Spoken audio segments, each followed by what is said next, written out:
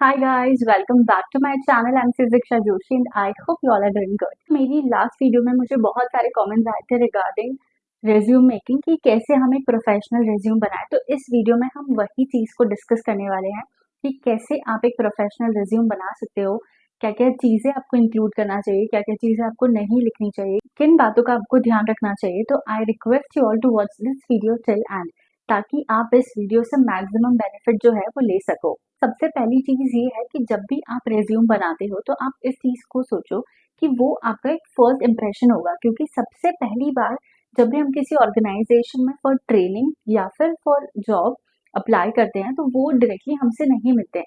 सबसे पहली चीज, सबसे पहला डॉक्यूमेंट जो उनके पास जाता है वो होता है हमारा रेज्यूम।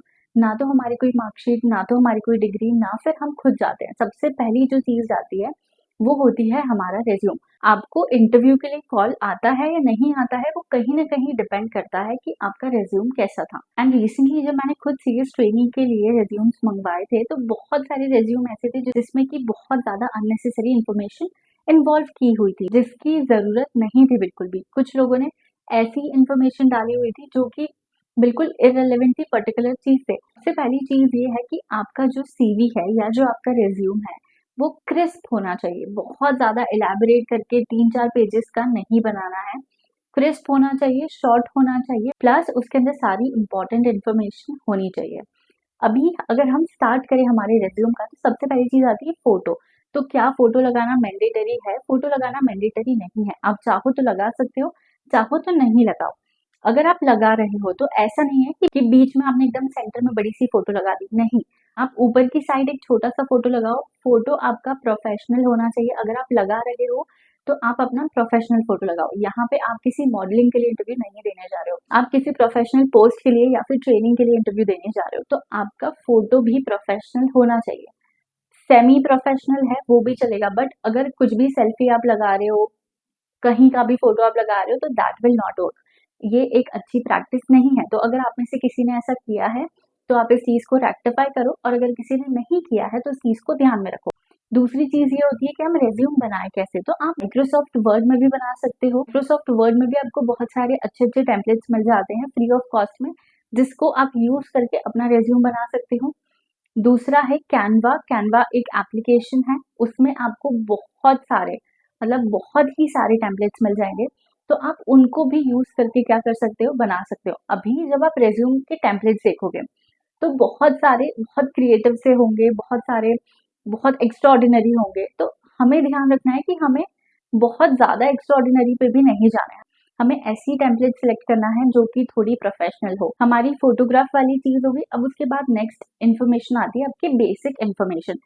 बेसिक इन्फॉर्मेशन में आपका नाम, आपका एड्रेस, आपका कॉन्टैक्ट नंबर। अगर आप किसी और सिटी में रह रहे हो जहाँ पे आप जॉब देख रहे हो तो आप वहां पे उस पर्टिकुलर सिटी का करंट एड्रेस भी लिख सकते हो, ताकि इंटरव्यूअर को ये चीज पता हो कि आप वहां पे रह रहे हो। क्योंकि कई बार क्या होता है ना कि लोग प्रेफर करते हैं कि हम उसी पर्टिकुलर एरिया के या उसी पर्टिकुलर सिटी के लोगों को हम रख लें।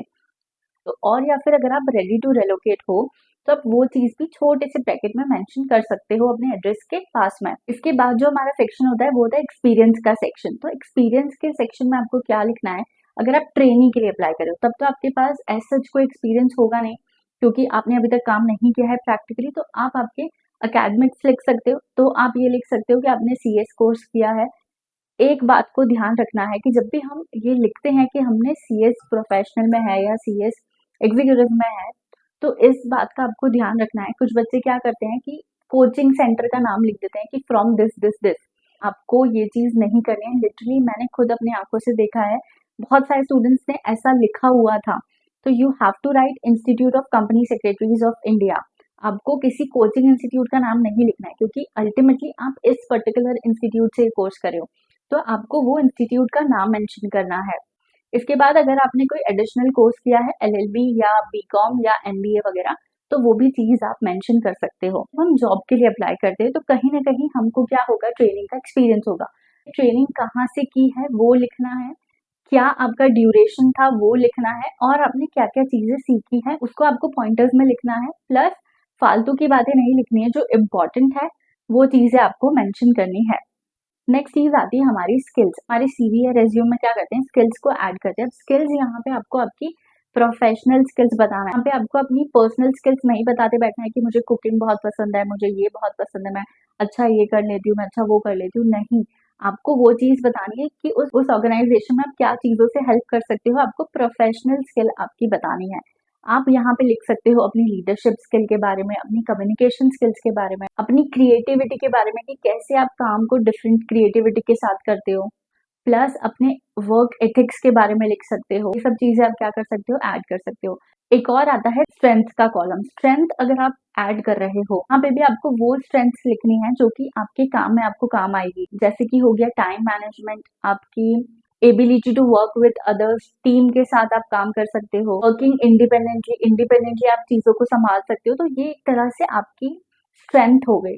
उसके बाद आप एक और सेक्शन ऐड कर सकते हो, सर्टिफिकेट्स। अगर आपको कोई सर्टिफिकेट मिले हैं, सर्टिफिकेट भी अगर आपके कोर्स से रिलेवेंट है, अगर आपने कुछ किसी क्विज में पार्टिसिपेट किया है कंपनी लॉ से रिलेटेड, आपको कोई सर्टिफिकेट मिला है, या फिर कोई और ऐसा कोर्स आपने किया है एडिशनल जो कि आपको हेल्प करेगा आपकी जॉब में, आपके प्रोफेशन में, तो वो चीज आप डेफिनेटली मेंशन कर सकते हो। आई थिंक कि इतनी इन्फॉर्मेशन होना इज मोर देन सफिशिएंट। अगर आप चाहते हो कि मैं आपको एक रेज्यूम का ड्राफ्ट शेयर कर दूं, तो आप अब कमेंट सेक्शन में अपनी मेल आईडी मेंशन कर सकते हो कि हाँ हमें ड्राफ्ट चाहिए, तो मैं आप लोगों को एक ड्राफ्ट रेज्यूमे मेल कर दूंगी। आई होप ये वीडियो आप लोगों के लिए हेल्पफुल हो। आप ये छोटी छोटी मिस्टेक्स नहीं करोगे, ध्यान में रखोगे इन बातों को। And if you like this video, please like, comment and share and subscribe my channel if you have not yet subscribed. Bye bye, take care.